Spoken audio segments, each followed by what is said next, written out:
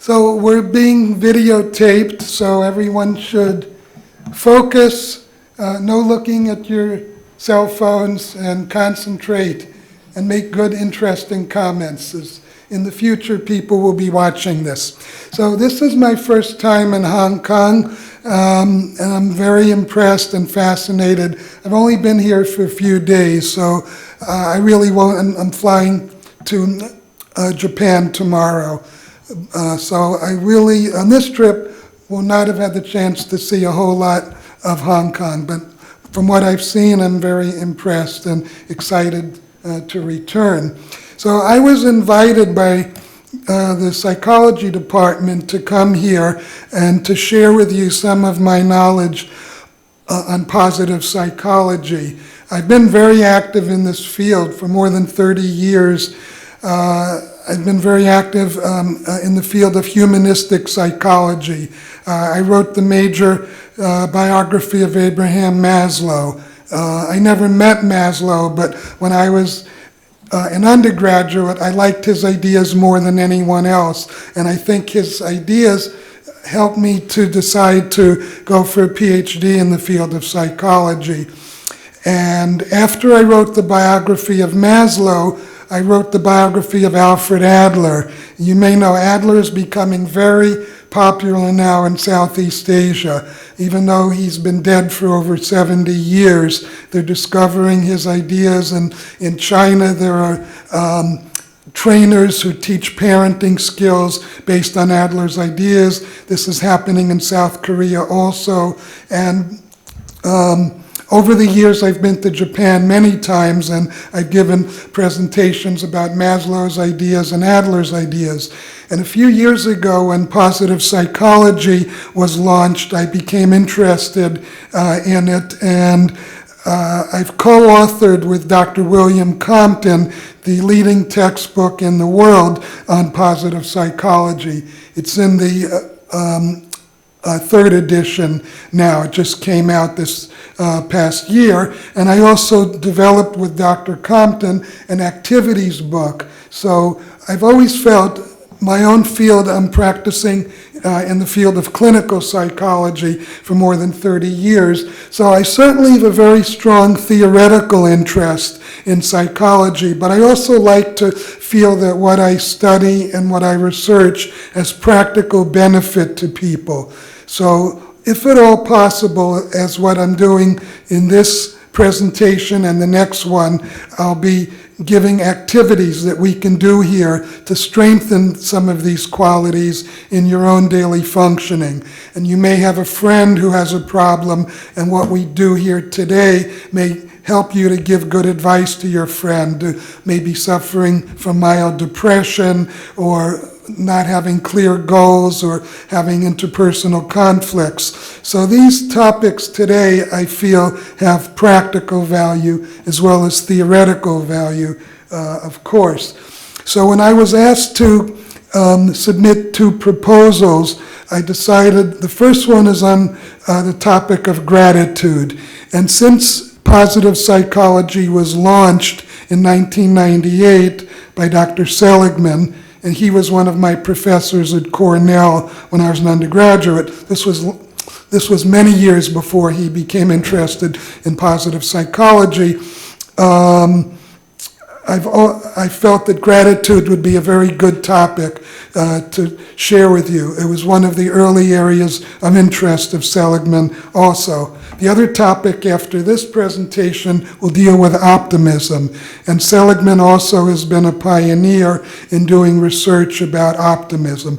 Both of these are very important, not only for your psychological well-being, but for your physical health as well. And we'll talk about that this afternoon.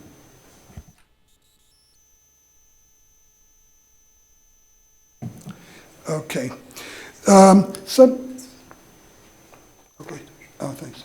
Some of you may know that gratitude has been talked about for many thousands of years. Many of the world's great religions have seen gratitude as a very important element for human beings.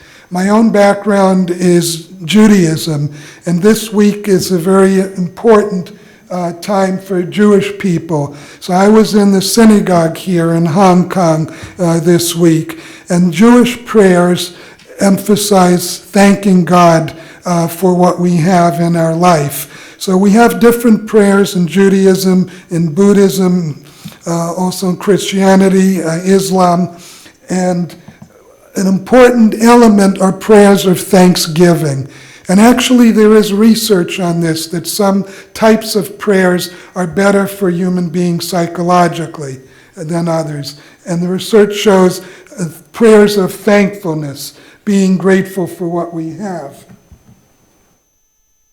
Okay, this quote that you see here is quoted in many, many articles and books that deal with gratitude. So it was by an ancient Greek philosopher, and he said that gratitude is the greatest of all the virtues. It's something you can think about as we talk about positive psychology today. If any of you like the Charlie Brown cartoon series and movies, I thought this would be a nice picture to help us think about gratitude. Now, I've never owned a dog. I have seen dogs here in Hong Kong, people walking dogs, but there is research now in positive psychology on pets and how they stimulate psychological well-being, if any of you are interested in that area.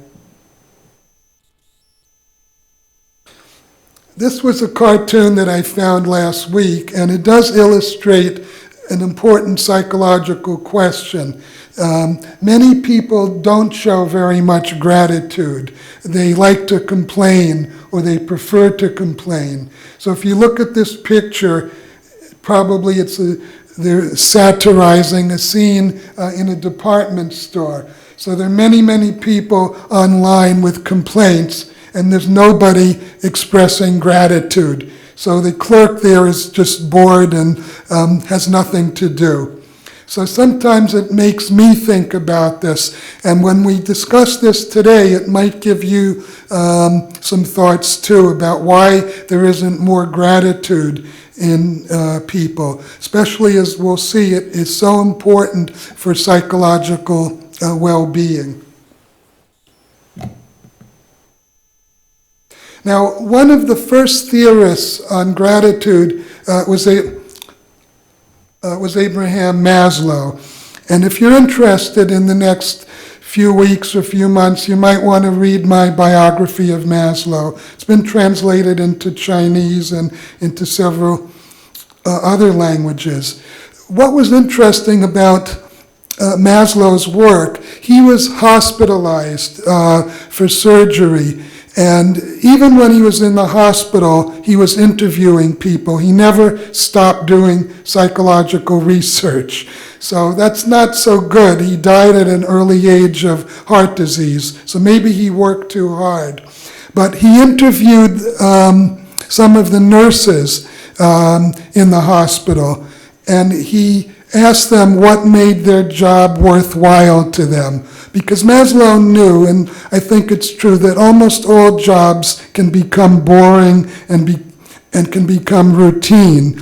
And they said to him, when the patient gets better and is getting ready to leave the hospital and thanks them, that gives that expression of gratitude from the patient or the patient's family is what makes the work worthwhile. And I found that interesting. There's a lot of research all over the world on burnout in the fields of education and the field of nursing. In fact, from Hong Kong, there's a lot of research on the topic of burnout. Burnout is when people no longer feel excitement or feel very motivated about their work. So one issue that Maslow touched on was that when you feel gratitude in your work, maybe that's a buffer against burnout, because burnout can become terminal. There's a point when people just can't function anymore, and it's better that they not stay at that work anymore because they've lost so much motivation. But we will look today at some of the ways that gratitude acts as a buffer to stress and even very intense stress.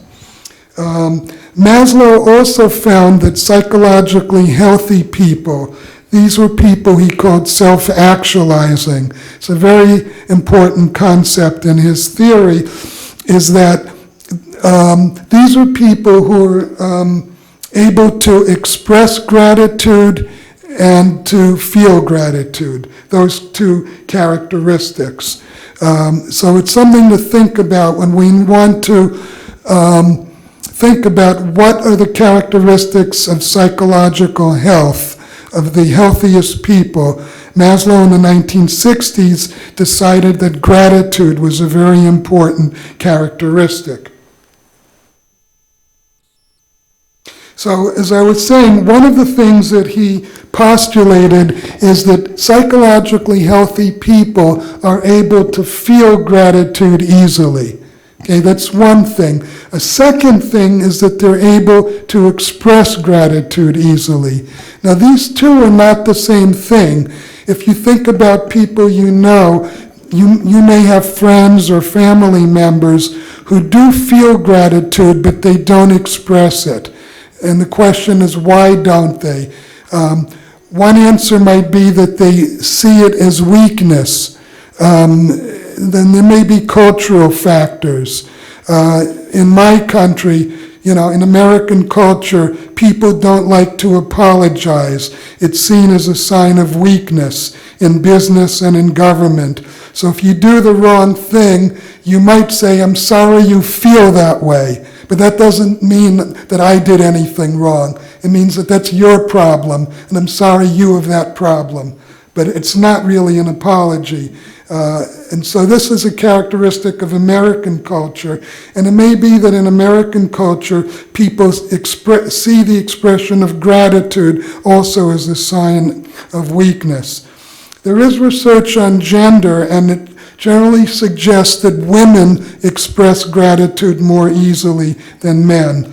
So that might support my hypothesis that people who don't express gratitude may be afraid of looking weak.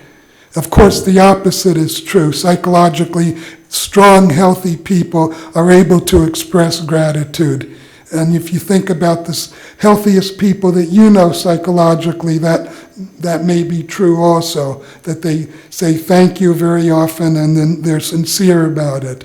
The people who are more troubled or more distressed psychologically may say nothing when people do things for them and do nice things because they have the feeling that it'll make them appear weak.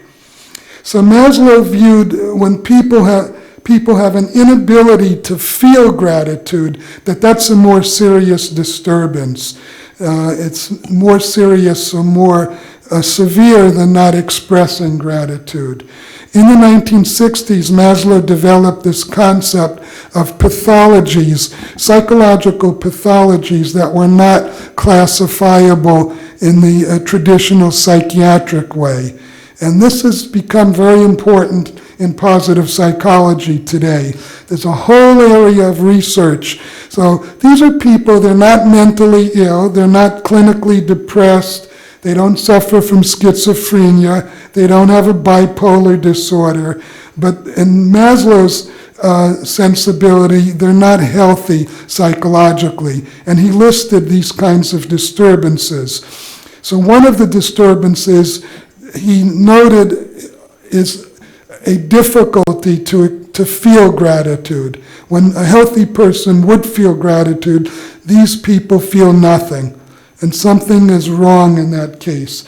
He also viewed cynicism as another type of meta-pathology. It's a fascinating subject. These are people who are chronically cynical. In other words, they believe that everyone is selfish, everyone is out to hurt other people or to take advantage of them. And there's been quite a lot of research now that shows that that's bad for your physical health. Your body will suffer if you have that attitude. You'll never be able to trust anyone. You'll always be vigilant, and you can see this will have an effect on your heart, on your blood pressure, if you can never trust anyone. So I once wrote an article, a popular article, that said cynicism is bad for your health. Also, Maslow noted people who have very strong regrets. There's been a lot of research now on this topic, and so Maslow viewed that as another sort of meta-pathology, people who have many regrets in life. And this is an area that's being studied now in positive psychology too. Okay, so unfortunately, as I said, with Maslow, he died at a young age. He died in 1970 at the age of 62 of a heart attack. He was at the peak of his influence and writing at that time. But he did, in the late 1960s, suggest several ways to increase gratitude. And these are very interesting, and these are things that we can try today. We'll go through more of the theory, and then we'll have an opportunity to do some activities. So one finding that Maslow had, and again, this is one of the early findings on gratitude, is that people who have peak experiences, a peak experience is a feeling of wonderful happiness. By definition, he would ask college students, people your age, or some of you of that age, to describe the happiest experience of their life. Or he used the term, describe an experience of wonderful happiness. So he found that when people have a peak experience, often they have the feeling of gratitude. They often said they felt they didn't deserve this experience. It was so wonderful. They did nothing to earn it. And there were other physiological aspects. Sometimes they cried, they were so happy, and it could lead to a permanent change in their view of life.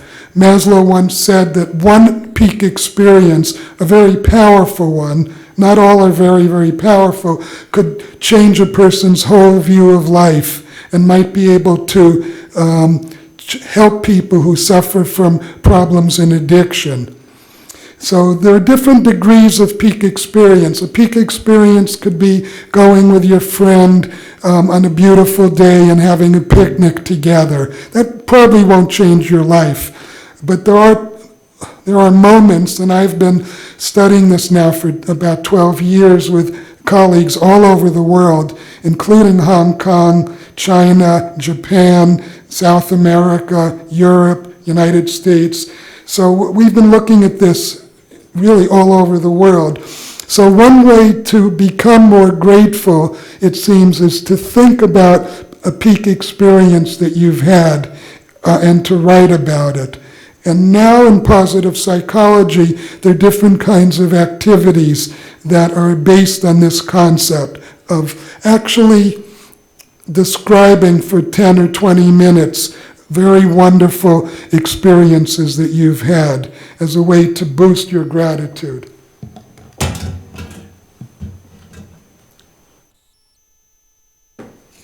A second activity that Maslow suggested is if you can imagine that you only have a little time left on this earth. That probably is more intense. And he suggested that you think about each person that you're close to and try to imagine what you would say to that person and what kind of expression of gratitude. Now this happens in real life. Fortunately, it happens more with old people who know that they're not going to be alive after a few weeks, and they have the ability to express these kinds of emotions. It's fortunate that young people very rarely would be in this situation. He also suggested that if you think about each person that you're close with, and if you imagine that that person will be gone from your life, and to think of the same thing, think about what you would say to this person. And he found that this is a way to increase your gratitude towards that individual. The third type of activity that that Maslow recommended, and this we'll do here this afternoon, is called Count Your Blessings.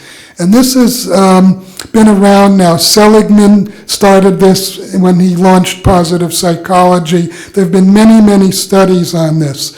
The basic idea, and in this afternoon we'll take a few minutes to do it, is each day you write about 3 good things that happened to you that day. You do this before you go to sleep at night. And I always tell my students, these don't have to be very powerful, earth-shaking experiences, because usually we don't have those experiences in life. So I've already noticed the traffic is pretty bad here in Hong Kong. It's probably worse than New York City, or they're similar. But some of the time the traffic is pretty good, and other times I've seen this week it's just terrible. So if you get to this university quickly and there's not much traffic, you could put that down as something to be grateful for. So that's what I'm saying. It could be little things. But the technique that's been developed, the Count Your Blessings, is to list 3 things each day that happened that day that you're grateful for. I was talking with one of your colleagues this week over lunch, and he was telling me, he's in the psychology department, that he had his wife do this activity, and she told him that she had nothing to be grateful for that day. And then he said, "What about me? Aren't you grateful that I'm your husband?" And she didn't answer him. So she might not have been in such a... But he didn't tell me what happened after that. But he was making a good point. The whole idea is you don't take things for granted. That's something that interferes with gratitude. Okay, so I don't know how this got here, but that's not from my PowerPoint. So anyway, in positive psychology, Seligman has focused on 3 basic areas. And so gratitude is coming up in all of these areas. So one area, and this goes back now 21 years since positive psychology was launched, is positive states of emotions like happiness, joy, admiration, and love. Also positive physical states like vitality and zest. Okay, thank you. Okay. Seligman and his colleagues have been doing a lot of work in the last few years on what they call zest. Zest is how much physical energy you have. And you all know this. Some people at your age have much more physical energy than others. And if you think about your parents or your grandparents, some people, this stays throughout their life. They have much more zest, is what Seligman calls it. So there's a physical element that positive psychology is interested in, not just the psychological element. Positive personality traits. So of course today we're talking about optimism and talking about gratitude. Empathy is another very important concept now in positive psychology. There's also more interest in wisdom, the psychology of wisdom.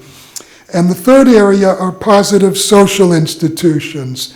So the idea would be, what could positive psychology do to make this university a better place for students? Where I teach, students feel that the academic component is very good, but they feel that the administration and the atmosphere is not a very warm atmosphere, that it could be much warmer, it could be a friendlier place. It could be because the university is located in New York City. I mean, so you're surrounded by cars, taxis, noise, traffic.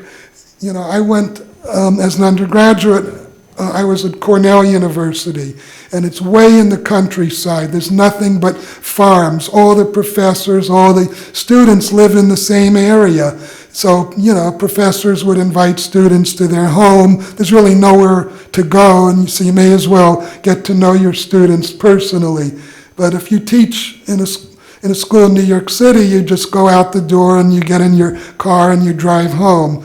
So what I'm saying is that positive psychology is also interested in how to make institutions psychologically healthier for students. It could be universities, it could be hospitals, it could even be prisons, and that's an area of interest then, how to use these concepts to make institutions healthier for people. Here are some of the most important findings on gratitude, and I will go into some detail, but we could spend 4 hours just on all the research, and it really would get sort of repetitive. So I'm giving you the highlights in the time we have.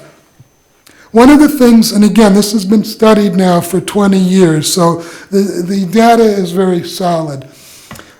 Grateful people tend to be happy people. I'll say that again. People who are highly grateful tend to be very happy people. Some psychologists have said if you want to do one thing to make yourself happier, and everyone in the world wants to be happier, I think, or in all cultures, it's to increase your gratitude.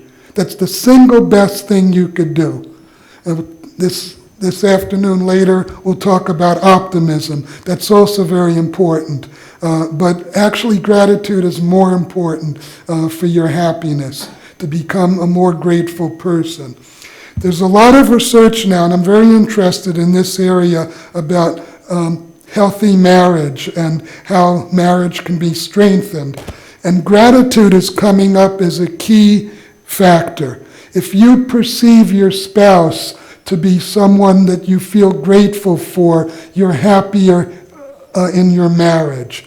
It doesn't predict divorce, doesn't mean that you hate your spouse and you want to leave them, but it means that you're just not that happy in the marriage. It's okay, but it's not great.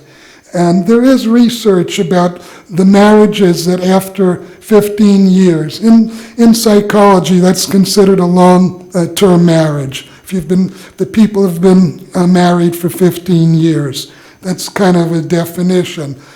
And most of the research has been done in the United States. I don't know of any studies in Hong Kong or China.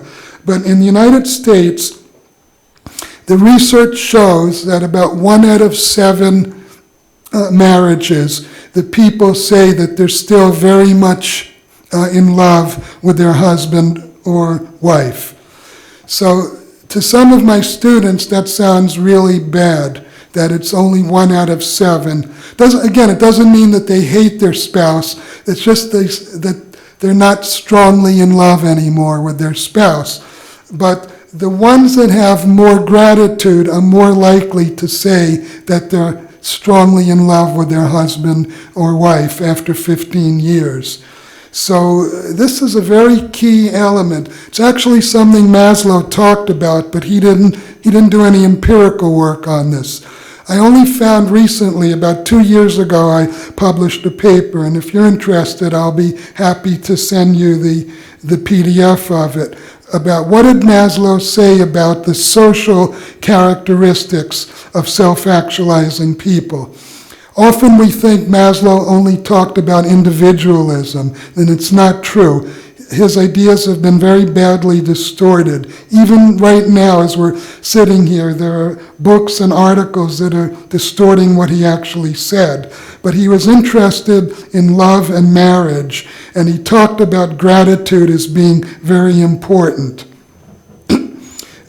What we know too, and this is very interesting, the gratitude doesn't come from having your husband or wife do something very, very special for you, like spend a lot of money on jewelry or take you to New York for a week or something like that. I'm not saying there's anything wrong with that, but what the research shows is that gratitude is built up by little things that are done on a daily basis. So the wife picks up her husband's laundry at the dry cleaner, or the husband goes to the supermarket if his wife is working late and he does the shopping.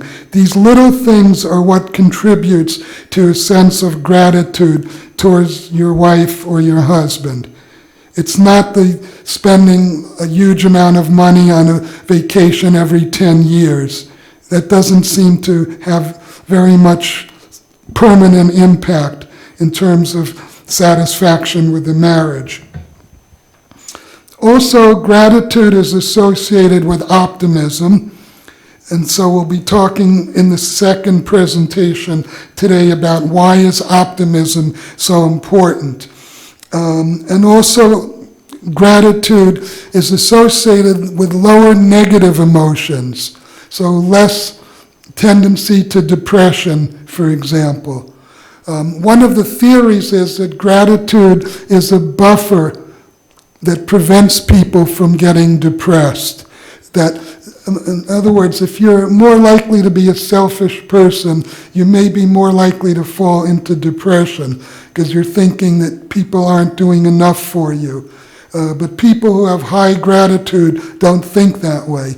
So I'm not saying that people cannot become clinically depressed who have high gratitude. I'm sure there's a biological basis to some depression, but often it's a psychological condition, and gratitude seems to buffer against that, falling into a state of depression. And also, gratitude is associated with better physical health. In the last few years, you might be surprised to hear about this. Some of the most interesting research with positive psychology is coming out of the medical field. It's coming out of medical schools. Some of you may know this. Studies about meditation, studies about mindfulness. It's not coming out of psychology departments. One reason may be psychology may still feel that these topics are a little bit unscientific. They sound sort of religious. Whereas in the medical schools, they're not worried that people will think they're unscientific. And many journals in medicine, the top journals, in any field you look at having to do with cardiovascular health, having to do with kidney functioning, having to do with pain management, they're filled with articles about topics like mindfulness, topics like meditation, and also areas like gratitude and optimism. So you should know that it's becoming viewed as a very scientific area of study. Okay. Now, we should spend a few minutes about where does gratitude come from.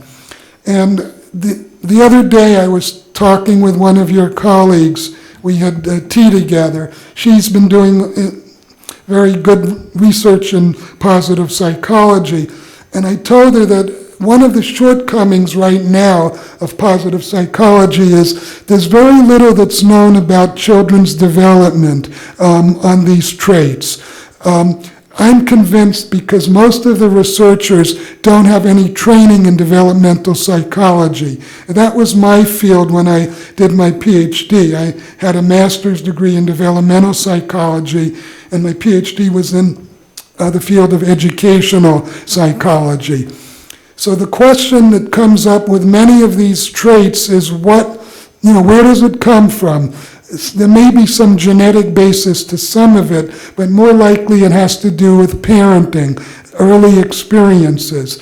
So unfortunately, I can't give you a lot of data about what psychologists know about the roots of gratitude, even though we differ in our gratitude. But it's just starting to be explored. One of the areas that we know, and I'm sure this is not going to surprise you, is that I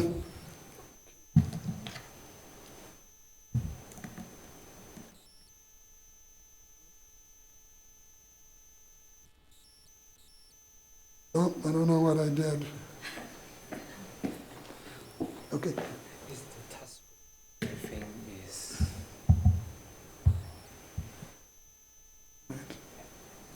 Oh, thanks, okay. So one of the things that we know is that parents play an important part. Parents who are high on gratitude seem to be more likely to have children who are higher on gratitude. In other words, parents act as role models for the expression of gratitude. It's not something that may come naturally to children. There also is evidence that children until the age of 7 to 10 think of gratitude only in concrete terms. So, if grandpa buys a toy for them, they know they're supposed to thank grandpa. But otherwise, what's the point of thanking grandpa? If he doesn't bring you a toy, who cares about him, right? So many children have that attitude at that age. It starts to change between the age of 7 and 10. And again, as you probably know, if you studied cognitive psychology, Piaget's ideas, children do differ. Not every child reaches the stages at the exact same year.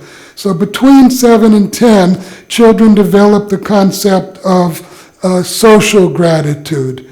That if someone does something nice for you, if your uncle takes you to a sports event, to a soccer game, they didn't give you anything, but they did something nice, you should thank them and you should feel grateful. So that starts to develop a little later. There is some evidence, as I mentioned earlier, with adults, but also with children. Girls are more likely to express gratitude than boys. And this is true for many types of interpersonal relationships. They're more likely to thank their parents, their grandparents, their friends, their teachers. In my view, it's all socialization. I don't think there's any genetic basis to this. Some of the research showed that boys were more grateful for material objects. So again, being given something, given a toy, given money, but girls were more likely to feel gratitude for interpersonal relations. Their friend invited them to a birthday party or to go to the movies, and they're more likely than boys to feel gratitude about that. And finally, as children reach puberty, get to be about age 12 or 13, they start to feel gratitude for their life, that they have nice parents, they have a nice place to live, and they also start to feel gratitude towards teachers. Now, my parents were both teachers, so of course I grew up with this view. Most of their friends were teachers also. But I never felt that all teachers were wonderful, and my parents certainly never told my brother and myself that that was true.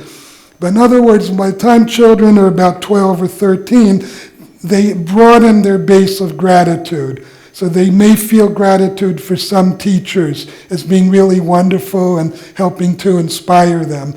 Whereas a child much younger is less likely to have that kind of sense of gratitude. So those are some of the things we know about gratitude in children. Now, there's more research now on gratitude in teenagers. One reason is that teenagers can cause a lot more problems for the society than children do.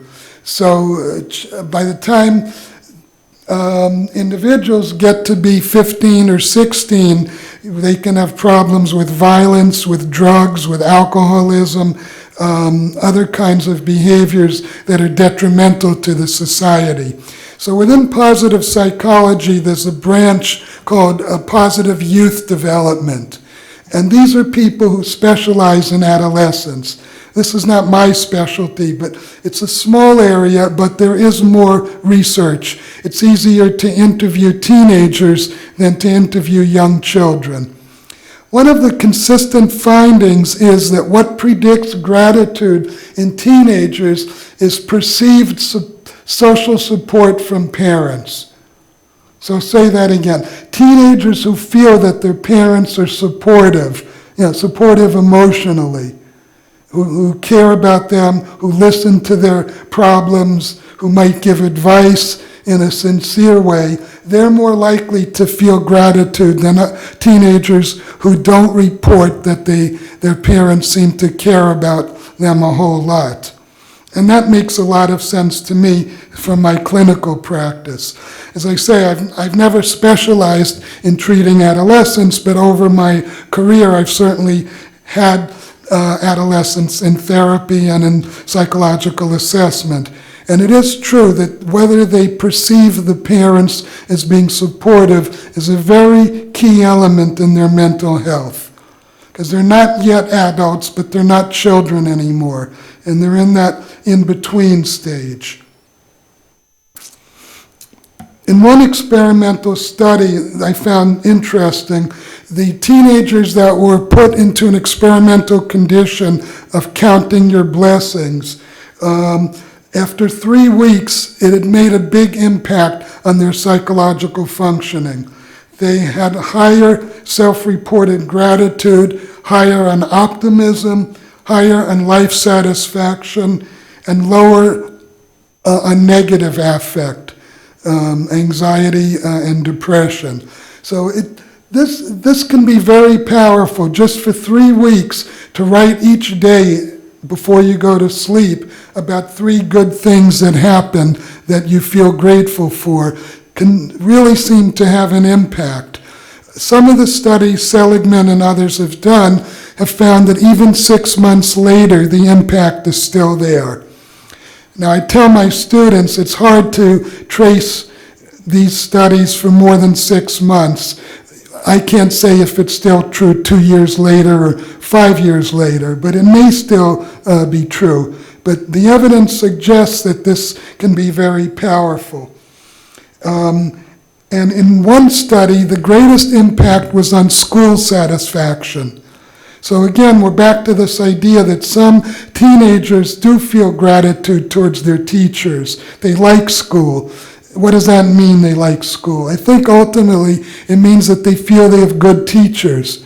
If you think back to yourself, if sometimes when I teach a course to my students in educational psychology, as a homework assignment, I ask them to describe the 3 best teachers they ever had, starting with when they were 5 years old. It doesn't include college professors, but through secondary school, and to write about why they consider this teacher to have been such a good teacher, and to list the 3 worst teachers they ever had, and what made these teachers so incompetent in their view.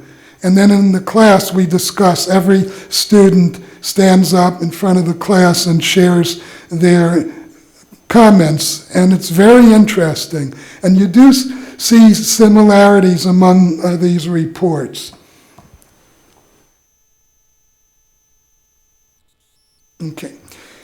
Most mental health professionals today believe that parents and teachers can boost the gratitude of children and teenagers. There's a lot of interest in the United States now because of Seligman's impact on how schools can teach children gratitude.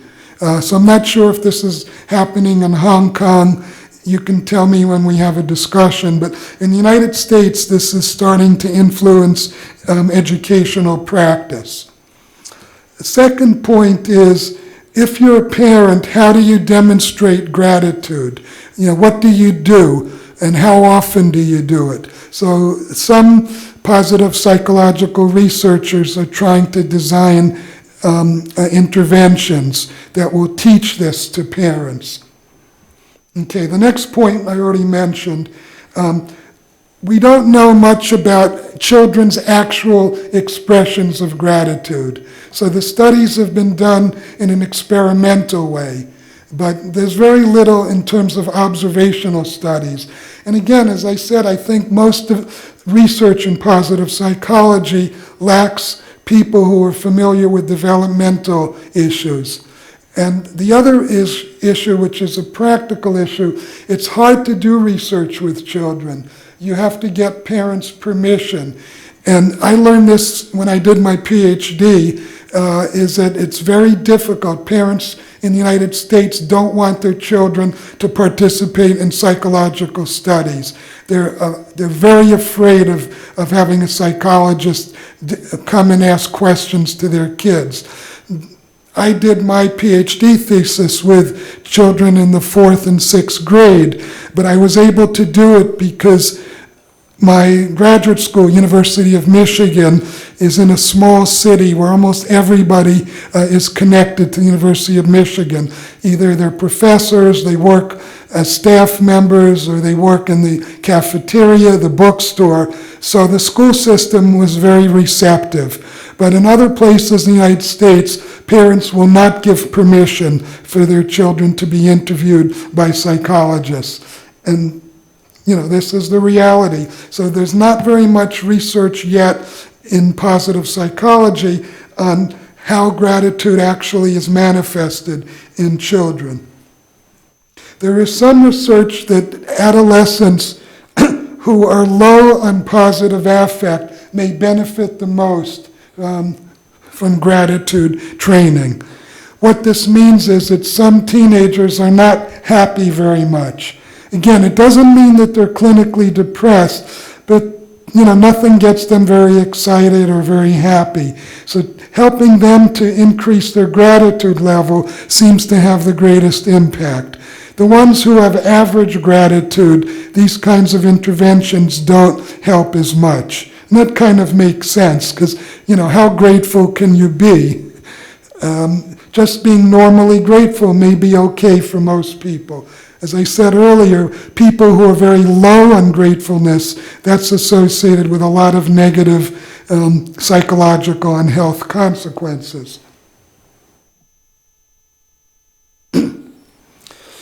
Now, there is some physiological basis for gratitude. This is not my area of expertise, but Seligman has talked about this, and there is evidence that gratitude is linked most strongly to happiness, to positive affect. So when you feel grateful, let's say you visited your parents last night, and your mother cooked a really good meal, and you felt grateful and you thanked her, you probably felt happier when you left. Or if you live with your parents, when you left the table, you were in a happier mood. And there is research physiologically that happiness has a hormonal basis to it. Often the research focuses on dopamine. It's a chemical in our brain that's considered the happiness chemical. Things are a little more complicated than that. There may be several kinds of chemicals that influence psychological well-being. But if you're wondering what is the physiological basis, this seems to be the consensus now, that gratitude is linked to a feeling of happiness, and happiness is linked to dopamine. That's why earlier today I said the research seems to suggest if you want to do one thing to become a happier person, you should start tonight by trying to become a more grateful person, a more thankful person.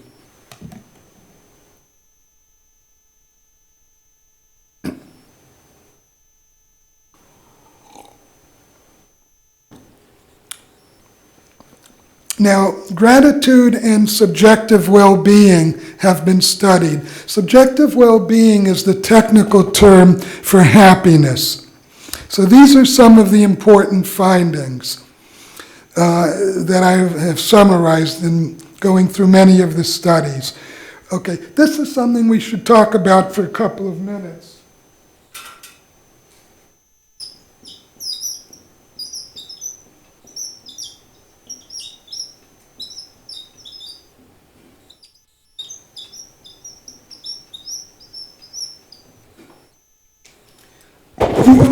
When positive psychology was launched in the late 90s and early 2000s, it was almost defined as the study of happiness, the science of happiness. Some of the popular newspapers and magazines in the United States that were very excited about this said that this is the science of happiness.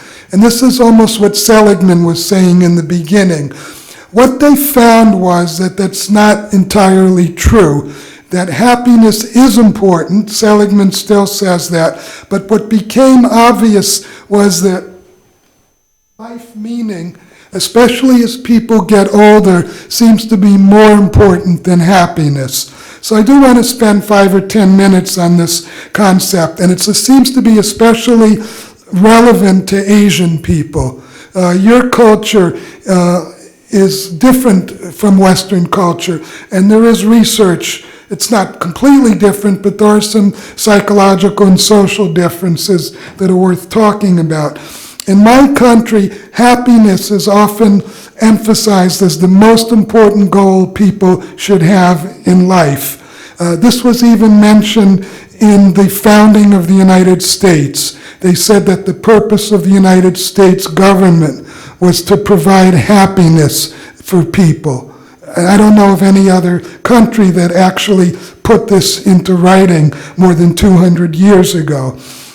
But we have found that happiness is more influenced by temporary changes in your mood, and therefore it may not be as important as in the beginning positive psychology thought of. So we can just stop for a moment. Can you think of some outside factors in your own life that would influence your mood, even in the course of 1 week? And I'm not talking about a terrible situation, having someone in your family hospitalized or anything like that. But what little things do you think can alter your mood? Anyone want to suggest something?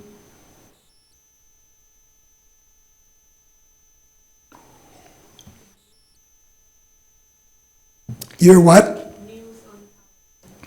Okay, yeah, that could be news that doesn't affect you, but just you hear about it. Let's take an example. If there's an earthquake or some natural disaster, and this is often shown on news reports in the United States, it's upsetting to see this. They show the worst scenes of people drowning from floods and things like this. How can you be happy when you're watching that? A healthy person would not feel happy. So that would be an example. People can be influenced by the weather.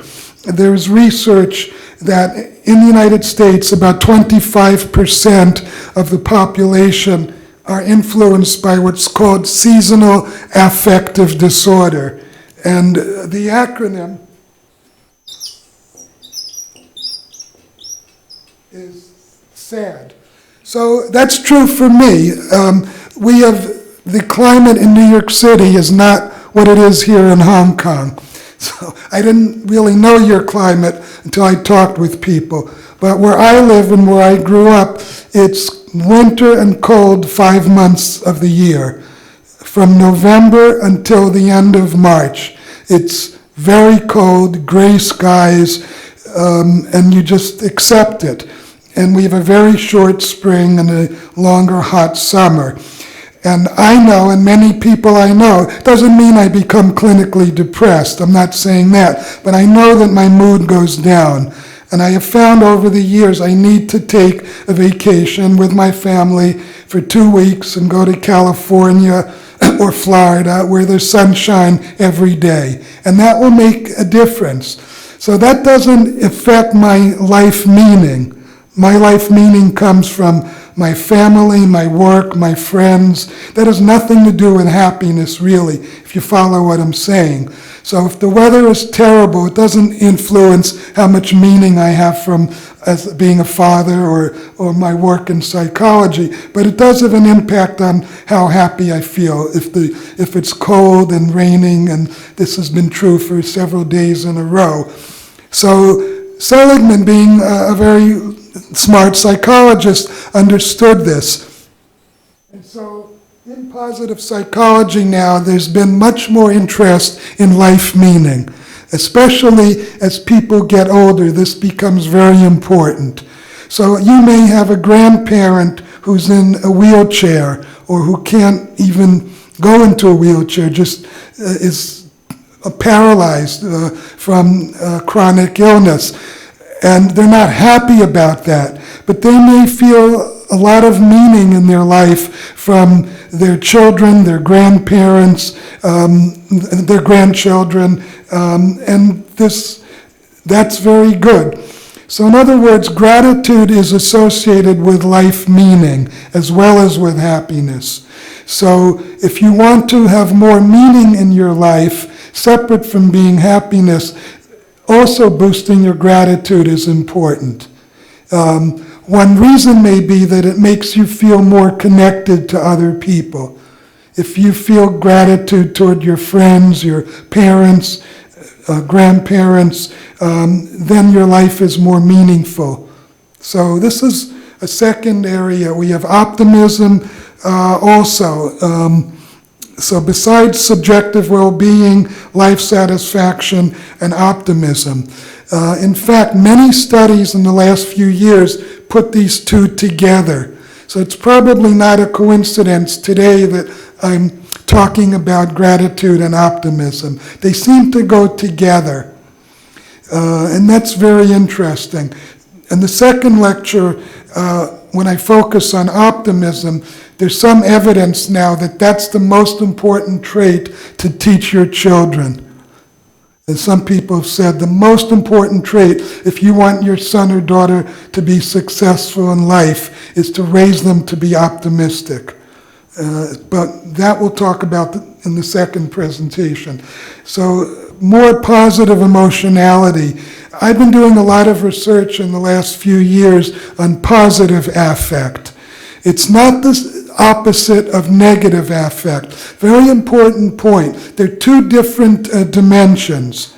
It doesn't seem obvious at first, but you can be happy sometimes and sad sometimes, or you can be neither, right? Or you can be both, one or the other. So in positive psychology, positive affect are good feelings that you have. Feelings of happiness, feelings of well-being. And gratitude is linked to that. It's also linked to lower negative emotions, anxiety and depression in particular. Okay, if we go, oops, sorry.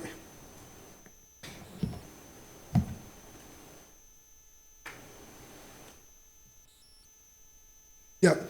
If you look at the next one, perceived social support, I've talked about that a little. As I mentioned, in marriage, people who feel that their husband or wife, people who feel higher gratitude tend to feel that their husband or wife is more caring towards them and is more interested in them. That seems an important characteristic.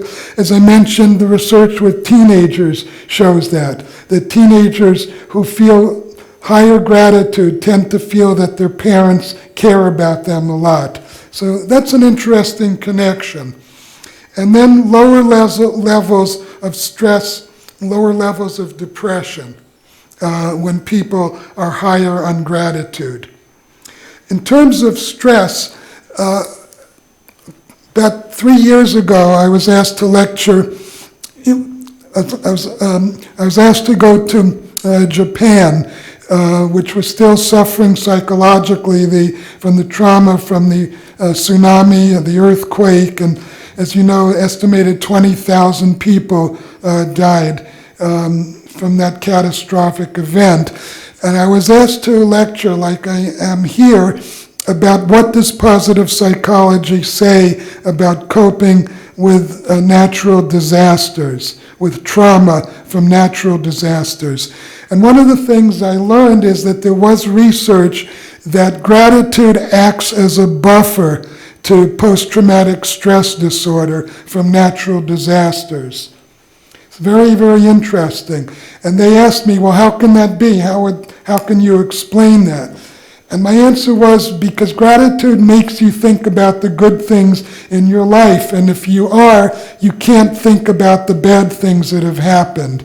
You only can have one thought in your mind at a time, in a sense. I'm simplifying a little. But that seemed to be a very consistent finding, that gratitude is a buffer in terms of very traumatic events. And in my clinical practice, I've also learned this on an individual level. People who have suffered physical traumatic experiences from accidents, it can be with car accidents, many kinds of things cause trauma to people, violence, that gratitude also is a buffer. People who are higher on gratitude are less traumatized. They have greater resilience. You've all heard the term resilience. So it's a very consistent finding. One study that I did with colleagues a few years ago looked at the effects of experiencing altruism. It wasn't an experimental study. We looked at what I called real-life experiences of altruism. And we found that one of the benefits of having strangers do something altruistic for you is that it boosted people's level of gratitude. This is what they reported, self-reported gratitude. So let's say you're going down the steps in the metro and you lose your balance and you fall down the steps and you break your leg. This can happen even to young people. And you're lying there and a stranger comes over and asks if you're okay, and they call the police and they help you and stay with you until the police come. So these were kinds of the experiences that we were studying. Because I'm not impressed with studies that are purely experimental. So people in that situation reported that it permanently raised their level of gratitude. So even one real-life experience of altruism, for many people, could boost their level of gratitude. And then I learned that one of your professors here, she's published some studies on gratitude, and it seems to be applicable to people in Hong Kong also. It was a study with Count Your Blessings.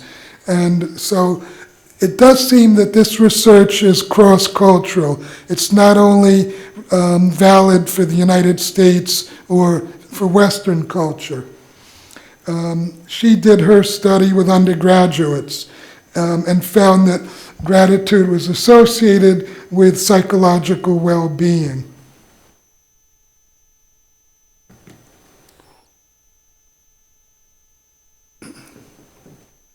So here I'll spend a few more minutes. I touched on this, gratitude and marriage, gratitude and romantic love. It seems that the basic concept is that it's basically reciprocal. If you feel that your partner is caring towards you and compassionate and you feel grateful, you're more likely to do things for your husband or wife.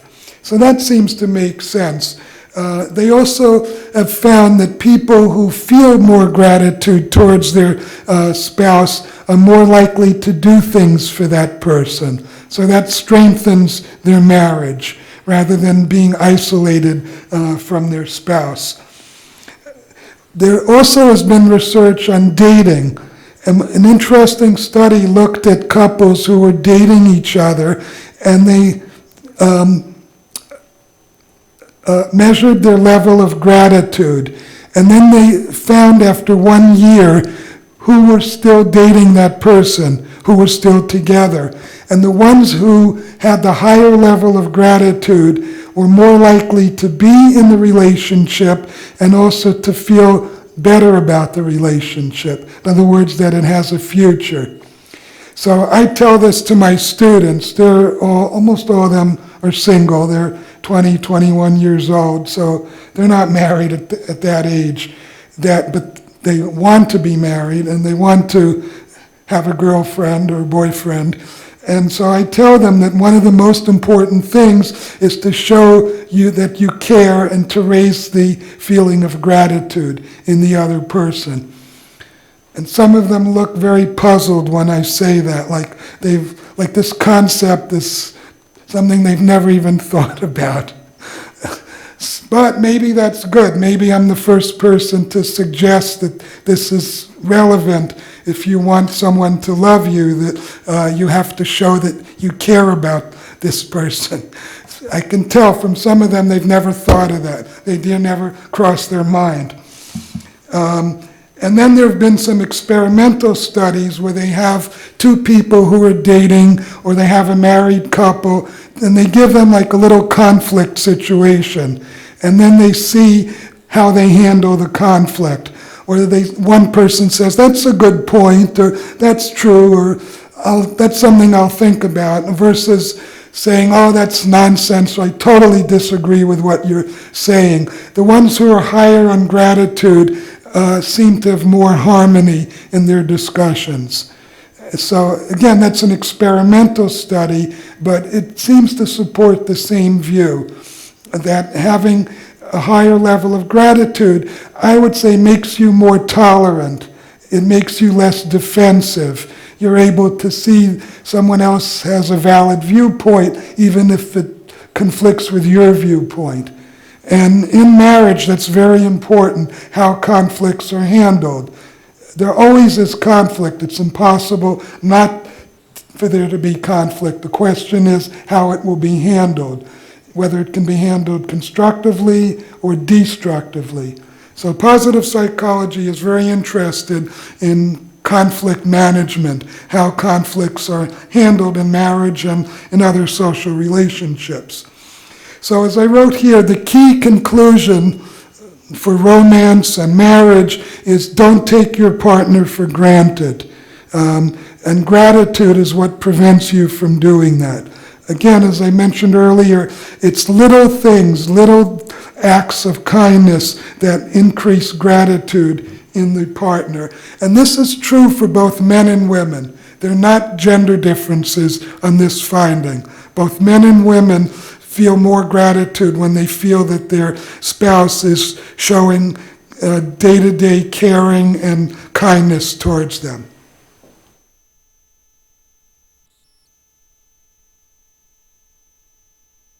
Okay, if any of you is involved in a romantic relationship or in marriage or would like to be, these are some of the questions that have come out of this study.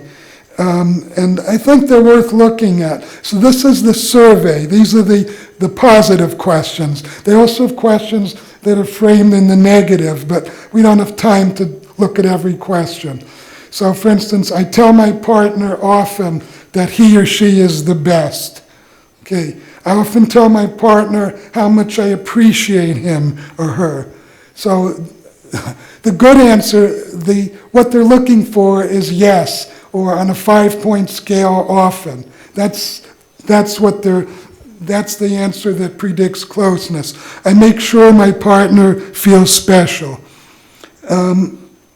I acknowledge the things that my partner does for me, even the really small things. Again, that's something I've been emphasizing. This last one is very beautiful. If you like to listen to love songs, it gives you some ideas for what to say or helps you to guide you to those feelings. Although, not everyone is sentimental, as one of my friends says.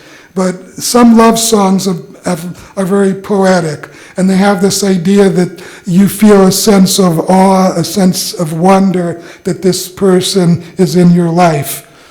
And if you're interested, I probably can recommend some pop songs that I like. And I do think that they have an impact. One area of research are movies. And this is something I talk about with my students. There is some disagreement in positive psychology whether it's good for people to see romantic movies or not. Some say it gives you a false impression. You think life is like a Hollywood movie. But actually the majority now say the opposite, that it provides role models, that sometimes we grow up, we didn't see our parents say these things to each other. And so we don't have any role model. We don't know that you can say things like that. And some very romantic Hollywood movies give you those role models. So right now the consensus is yes, it is good to see certain romantic movies. They teach skills about how to express gratitude that you wouldn't get in ordinary life. There also is research about the types of movies married couples or dating couples should never see. And can you guess what those are?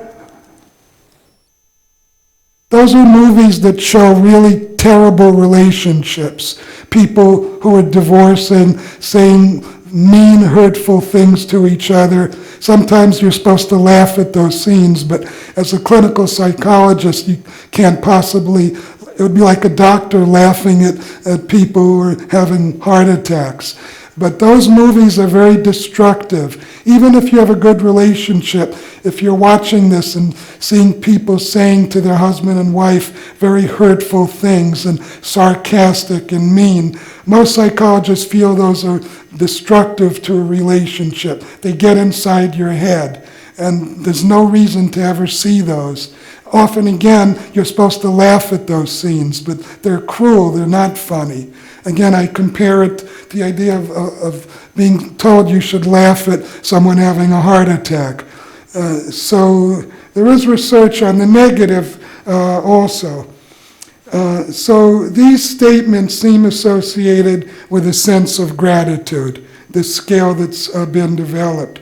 So if you are in a love relationship and you think those statements reflect what you say to your partner, that's good.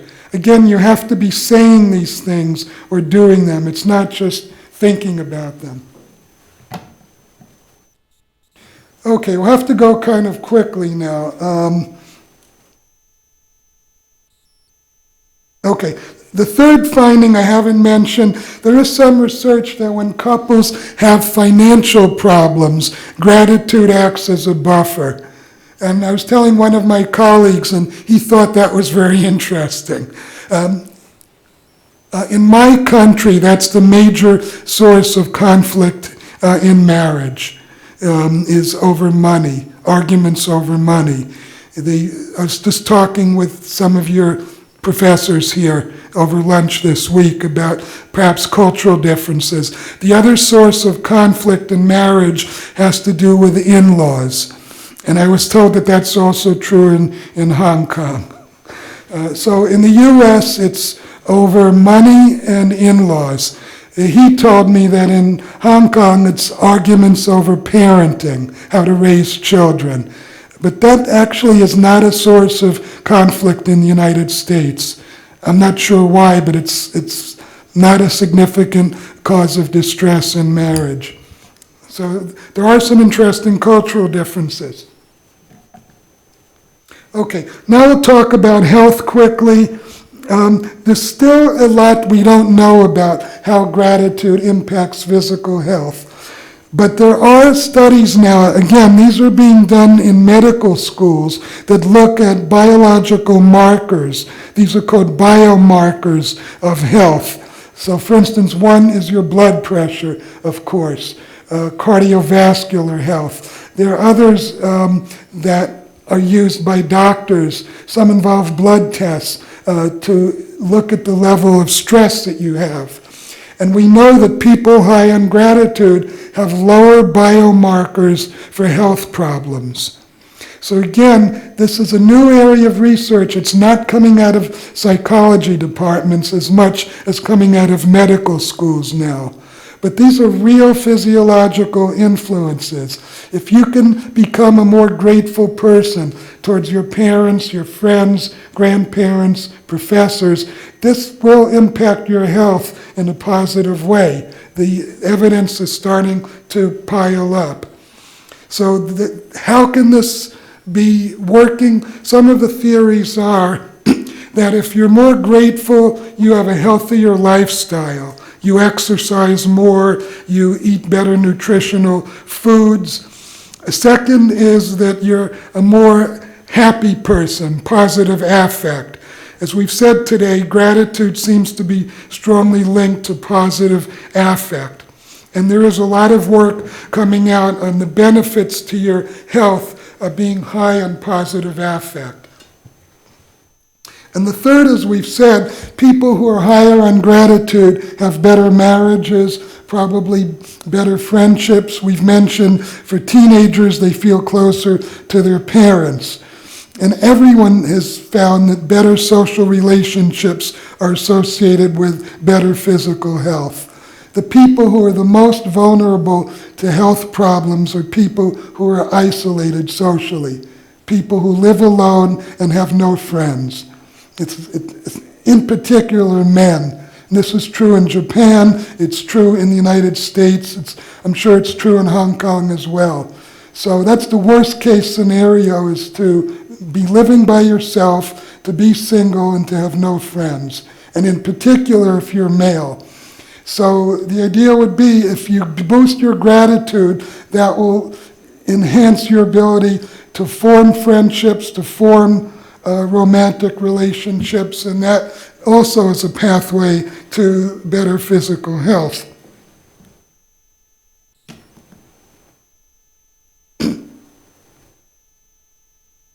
Okay, so this we talked about. So the question is, how can you boost your gratitude? I hope by now you're interested to do that.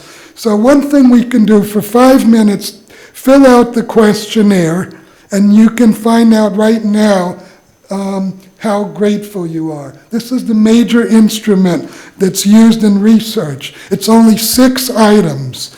So if some of you have studied abnormal psychology or clinical, we have tests that have hundreds of items. People won't do them, only if they're forced to, if they're hospitalized. I mean, I wouldn't do them. I can't afford that amount of time. But everyone can do 6 items. So, and after you do it, you can see what your score is. And that's the first step, to see what you need to do. First, measure to see how grateful you are as a person. This little test is the gold standard in research. So if you're interested in this topic, this is the scale you would use if you do research on your own.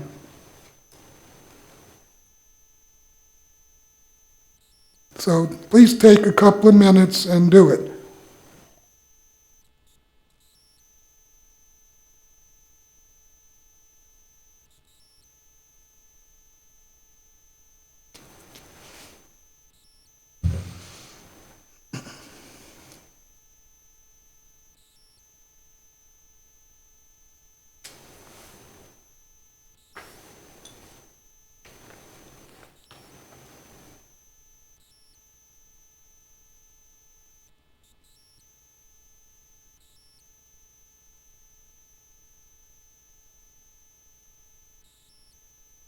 Okay, does anyone still need more time?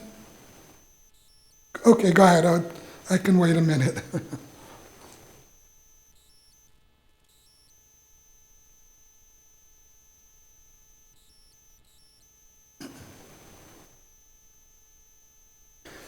Okay, because of the time constraint, you can do the scoring when you go home tonight.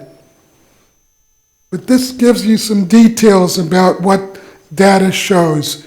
If you want to see, which I hope you do, how you compare to other people on your level of gratitude. Okay, so, oops. Here are some interventions that Seligman has created with colleagues. 2 interventions. Okay, the first is called a gratitude diary. So each day you should write about something that has made you feel thankful. That's very easy to do. As I mentioned earlier, the Count Your Blessings asks you to write 3 things. So this is 1. The same concept, do this at night before you go to sleep. And if it's only 1, you should spend a few more minutes then.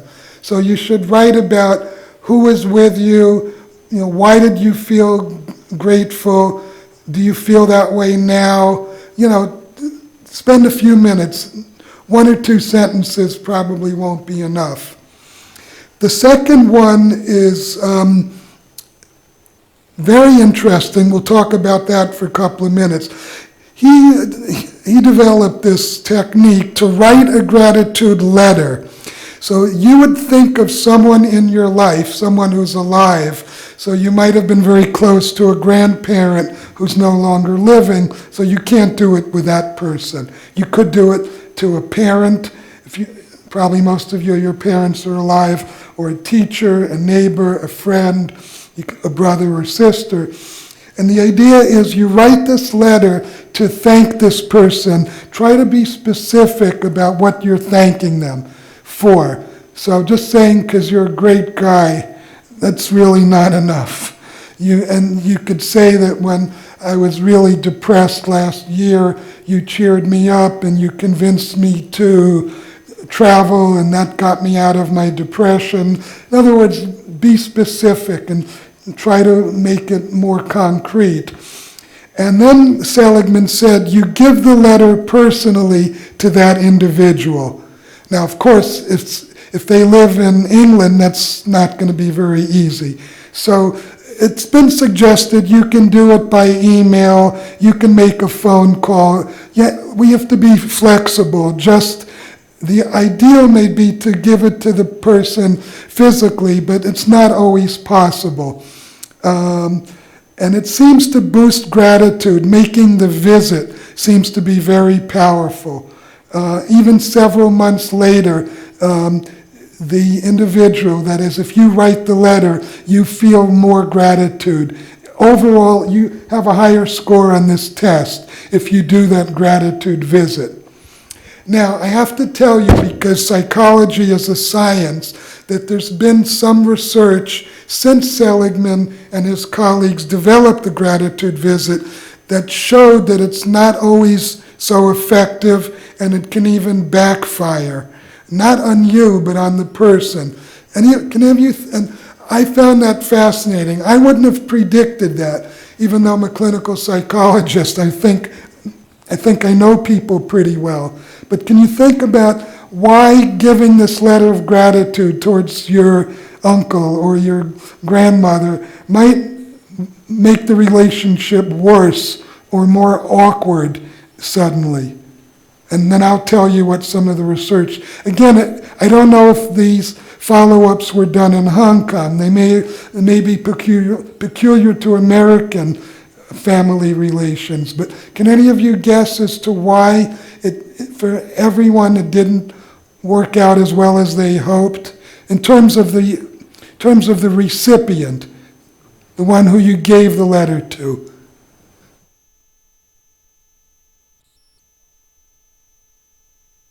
Say that louder. We are uncertain about how the people they receive.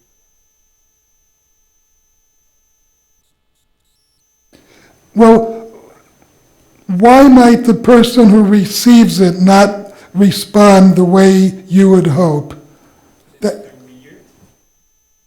Some of the recipients don't know how to deal with this. They may feel very awkward. One of the things, and it's good to end on this, we're not quite finished, but remember I said that Maslow felt that some people don't feel gratitude, and there's a pathology there. So Maslow would have not been surprised. Some people, when they get this letter, get a little suspicious and say, why all of a sudden is Albert giving me this letter? Maybe he wants money from me.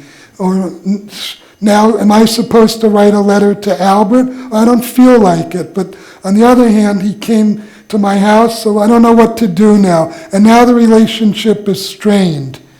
And other people say, I don't understand this. I don't even know why Albert is writing this. The whole thing seems weird.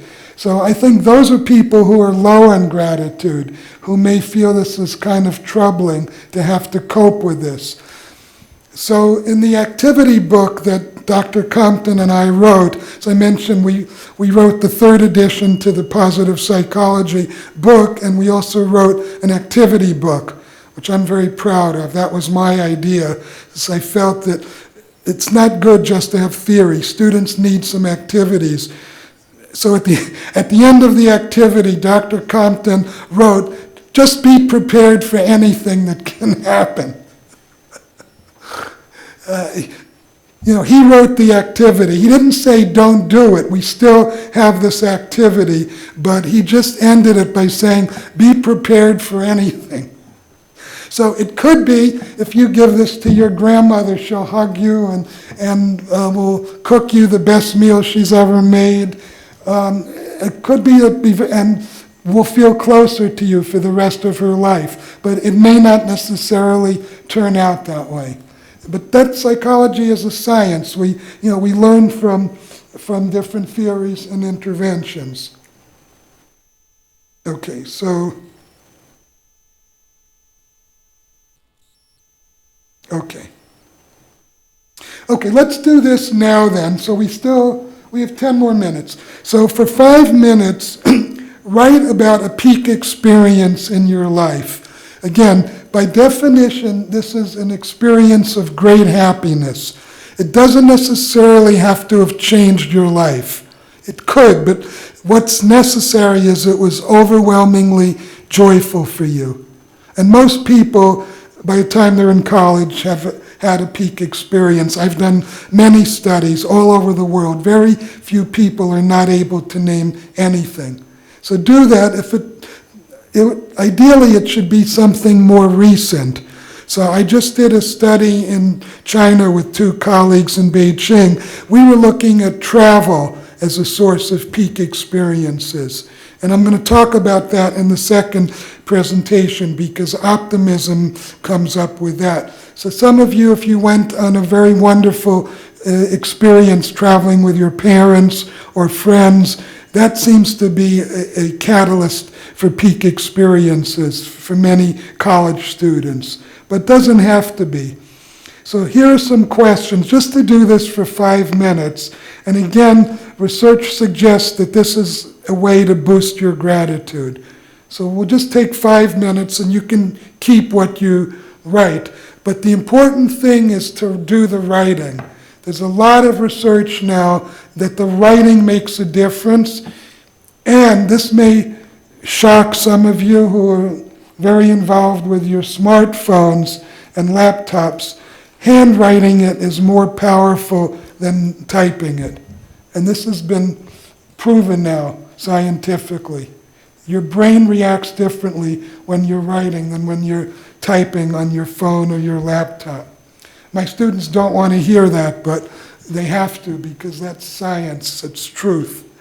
Okay, so it's better if you don't type it, but you actually handwrite it now.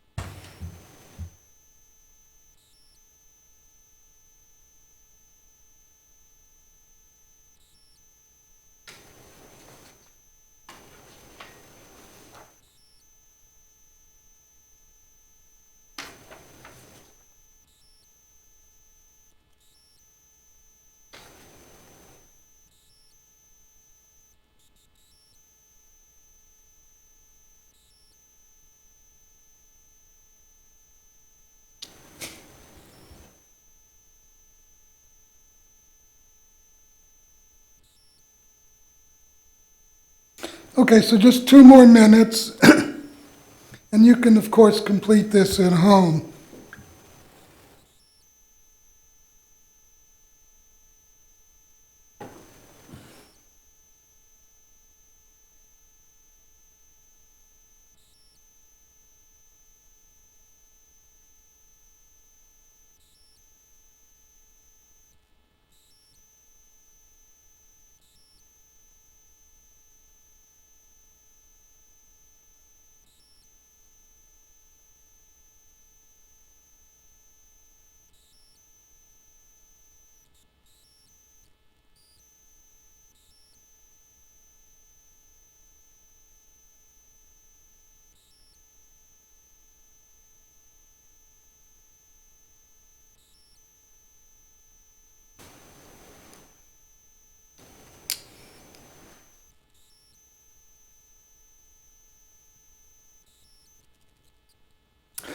Okay, as I say, if you didn't complete it, you certainly can do it at home. So we only have a few minutes left because I want to have a little break until we go to the next presentation. So I've given you a lot of theory, I've given you a lot of studies, given you some techniques. The last one we won't have time to get to, but that's okay. It's better than having to rush through it. So any comments or thoughts about some of the material? There's a lot that we don't know yet, so I'm certainly interested in questions that you might have about all of this material.